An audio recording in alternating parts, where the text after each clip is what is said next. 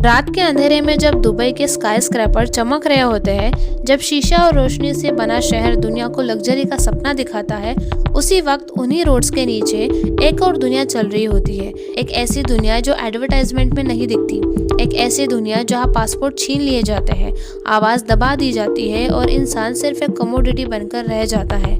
ये कहानी किसी हॉरर फिल्म की नहीं है, ये कहानी रियल है और शायद इसलिए ज्यादा डिस्टर्बिंग है। दुबई और मिडल ईस्ट पिछले कई डिकेड से दुनिया के फास्टेस्ट ग्रोइंग रीजन्स रहे हैं। Oil money, construction boom, tourism और ग्लोबल माइग्रेशन, इन सब ने इस रीजन को एक इकोनॉमिक मैग्नेट बना दिया।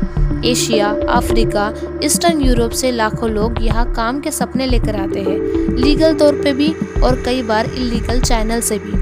यूनाइटेड नेशंस और इंटरनेशनल लेबर ऑर्गेनाइजेशन के डेटा के मुताबिक मिडल ईस्ट एक ऐसा रीजन है जहां माइग्रेंट लेबर सबसे ज़्यादा है और इसी वजह से ह्यूमन ट्रैफिकिंग के रिस्क भी यूजुअली हाई रहे हैं। यह ट्रैफिकिंग का मतलब सिर्फ एक्स ट्रैफिकिंग नहीं होता, इसमें force labour, domestic servitude, passport confiscation, डेब्ट बॉन्डेज सब कुछ शामिल होता है। सबसे पहले बात करते हैं लेबर ट्रैफिकिंग की। Construction sites, domestic work, cleaning companies, farms, यहाँ काम करने वाले कई वर्कर्स रिक्रूटमेंट एजेंट के थ्रू आते हैं। उनसे कहा जाता है कि सैलरी अच्छी होगी, अकोमोडेशन मिलेगा, लीगल वीज़ा होगा, लेकिन मिडल ईस्ट पहुंचने के बाद ही उन लोगों का पासपोर्ट छीन लिया जाता है।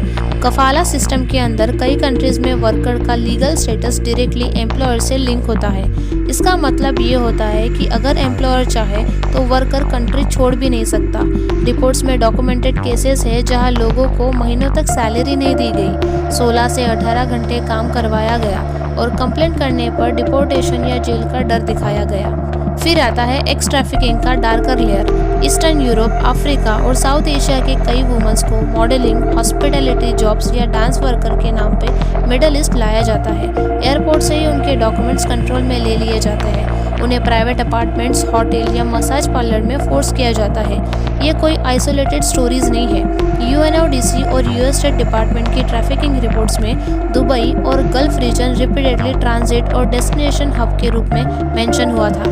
विक्टिम अक्सर इसलिए चुप रहते हैं क्योंकि उन्हें लीगल सिस्टम का डर होता है, लैंग्वेज बैरियर होता है और घर वापस जाने का कोई ऑप्शन नहीं होता। सबसे ज़्यादा डिस्टर्बिंग चीज़ ये है कि ट्रैफिकिंग का सिस्टम सिर्फ क्रिमिनल्स नहीं चलाते, बल्कि लूप होल्स, करप्शंस और साइलेंस भी इसको जिंदा रखते हैं। हाई एंड लाइफस्टाइल के पीछे कई बार इनविजिबल सफरिंग छुपी होती है। इस सिस्टम का इम्पैक्ट सिर्फ विक्टिम तक लिमिटेड नहीं रहता। फैमिलीज अपने घर के अर्निंग मेंबर्स को खो देते हैं, या तो फिजिकली या फिर मेंटली। कई सर्वाइवर्स लाइफ लॉन्ग ट्रॉमा के साथ जीते हैं। डिप्रेशन, पीटीएसडी और सोशल आइसोलेशन इन केसेस में कॉमन है। At a systematic level trafficking middle east की ग्लोबल इमेज को भी डैमेज करती है।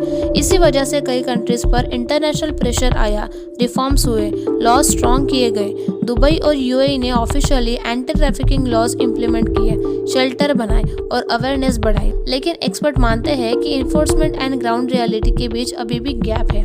दुबई और मिडल ईस्ट सिर्फ लग्जरी, गोल्ड और स्काईलाइन की कहानी नहीं है, ये एक ऐसी जगह भी है जहां सपनों का बिजनेस चलता है और कभी कभी इंसानों की कीमत पर। ह्यूमन ट्रैफिकिंग का डार्क ट्रूथ ये है कि ये चुपचाप होता है, बिना चीखे चिल्लाए, बिना हेडलाइंस के, और जब तक तुम सिर्फ एक चमक देखते रहोगे, अंधेरा अपना काम करता रहेगा। तो ये कहानी हमें डराने के लिए नहीं है, ये याद दिलाने के लिए है कि मॉडर्न दुनिया में भी एक्सप्लॉयटेशन सिर्फ फॉर्म बदलता है, खत्म नहीं होता। तो दोस्तों, अगर आपको ऐसी कहानी पसंद है तो मेरे चैनल को जरूर सब्सक्राइब करें और इस वीडियो को लाइक करें, और मिलते हैं नेक्स्ट वीडियो।